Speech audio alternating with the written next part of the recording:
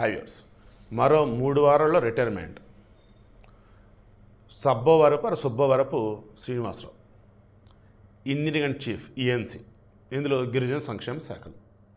గిరిజన సంక్షేమ శాఖ అంటే ట్రైబల్ ఏరియాస్లో ఆటోమేటిక్గా వర్క్స్ అన్నప్పుడు బిల్ పెట్టినప్పుడు ఈయన సంతకం చేస్తే అప్రూవ్ చేస్తే బిల్స్ వెళ్తాయి, గవర్నమెంట్ నుంచి డబ్బులు వెళ్తాయి. ఆల్రెడీ ఇతను గతంలో 2 సార్లు ఏదో చిన్న చిత్తపట్లో పట్టుబడ్డాడు, ఏదో అయిపోయింది. 3 వారం రిటైర్ అవుతున్నాం, కొడితే జాక్ పట్టు కొట్టాలి, ఈసారి కొడితే ఎనుగు కుంభస్థలం కొట్టాలనుకున్నాడు. ఏంటిది లంచం. ఇలా గిరిజన సంక్షేమ శాఖకు సంబంధించి ఒక పనులు వచ్చిన ఒక సంస్థ ఉంది. దానికి అక్షరాల 25 కోట్ల రూపాయల బిల్లులు పెండింగ్ ఉన్నాయి. సరే 3 వారం రిటైర్ అవుతున్నాను నేను, ఈలోపు నీకు బిల్లులన్నీ క్లియర్ చేస్తా, నాకు 5% నాట్ 5%, 5 కోట్లు. 25 కోట్లలో 5 కోట్లు అంటే 20%. ఓకే, సో 20% ఇచ్చేస్తే ఇక నేను బిల్లుని క్లియర్ చేస్తా. ముందు వచ్చేసి టోకెన్ అమౌంట్ అన్నట్టుగా ఒక 25 లక్షలు.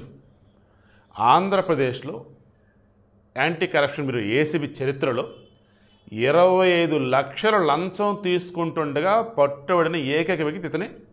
అండ్ ఎంత పెద్ద మొత్తంలో పట్టుబడినటువంటి మెయిన్ పర్సన్ ఇతనే. అన్నిటికీ మించి ఏసీబీ ట్రాప్లో పడ్డటువంటి ఇంత భారీ మొత్తంలో డబ్బులు తీసుకున్నటువంటి ఏకైక వ్యక్తి ఇతనే. సో 3 వారాల్లో రిటైర్ కాబోతున్నటువంటి వ్యక్తి ఎన్నో రికార్డు నెలకొల్పాడు అవినీతి పరంగా. ఏం చేయాలి చెప్పండి ఇటువంటి వాళ్ళని. 3 వారాలు రిటైర్మెంటు, ప్రశాంతంగా రిటైర్ అవ్వాలి. ఇప్పుడేంటి అడ్డంగా దొరికాడు లంచం. ఆయనకి ఎన్నాళ్ళు సంపాదించుకుని పేరు పోయిందా? ఆడేం సంపాదించే పేరు పెద్ద దరిద్రుడండి, అందరిని ఇబ్బంది పెడతాడని చెప్పేసి నేను అనుకున్నా. సరే అది ఎవడో తెలియదు, ఇప్పుడు అందరూ తెలిసిందే. ఎందుకు మళ్ళీ చెప్తా, 1,00,000, 2 లక్షలు, 50,000, 20,000 తీసుకున్న వాళ్ళు ఉన్నారు, అంత తప్పే. కానీ ఫస్ట్ టైం ఇంత పెద్ద మొత్తంలో లంచం తీసుకుంటూ పట్టుబడి వన్ అండ్ ఓన్లీ పర్సన్ ఈ సుబ్బవరపు శ్రీనివాసరావు, సుబ్బవరపు శ్రీనివాస్ కావచ్చు, సబ్బవరపు శ్రీనివాస్ కావచ్చు, ఇవి ఒక్కడే ఇతనే అని చెప్పి తేలిపోయింది. విజయవాడలో పట్టుకున్నారు. ఇక ఏసీబీ ఉన్నంతకాలం ఫస్ట్ ఎవర్రంటే ఈయన పేరు వినపడిద్దా లేదా?